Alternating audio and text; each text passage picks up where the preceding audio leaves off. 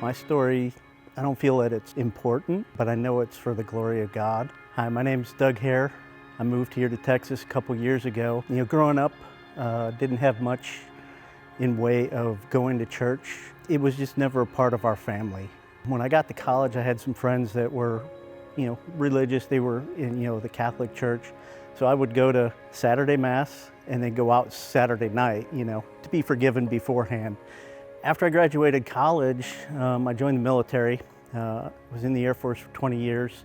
Throughout my whole life, going to church was just not a thing to do. It was something that it was there, and I was, the Easter and Christmas kind of churchgoer. When I got married, it was real quick. We moved to West Texas, down in Del Rio.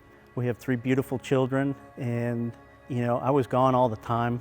And when I retired from the military, I took off the uniform, put on civilian clothes, and did exactly what I was doing in the military, except this time I was gone a lot more. I was gone 6 months out of the year, every year for 5 years. And it took a toll on our relationship. One day when I came back from working, and she just walked in and said, "I'm leaving you." I asked her, what's going on? Can we take counseling? I don't want us to get a divorce. It was final. There was no turning back in her mind. The big thing in that time of my life, I basically turned my back on God. I told him, you don't exist. I don't believe in you anymore. Fast forward about a year after I moved out here, May of last year, COVID hit, and I lost my job. So I went online and I found FOTP less than a mile away from my apartment. I guess June 15th or so when the churches opened back up. So I said, what the heck? So I went to FOTP there in North Fort Worth. Doug Walker was walking by and he noticed me and said, "Hey, are you new here?" So we introduced ourselves, and ironically, we're both named Doug. And I listened to the message.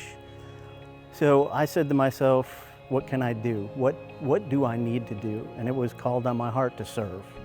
And the big thing I took away from it was, while I was at church serving people, I had no problems. My worries, my troubles were non-existent. I've been serving at the campus there for now a year. And through that whole process, wonderful friends I've made relationships with. With my military background, Jared asked me if I wanted to be a sheepdog, and so I jumped on that, because it's something that I know and that I enjoy, and it's amazing to be able to serve people. That's what I've done my whole life. I just can't think of a better way to glorify God than to serve Him and to serve, people. And it's just been a blessing.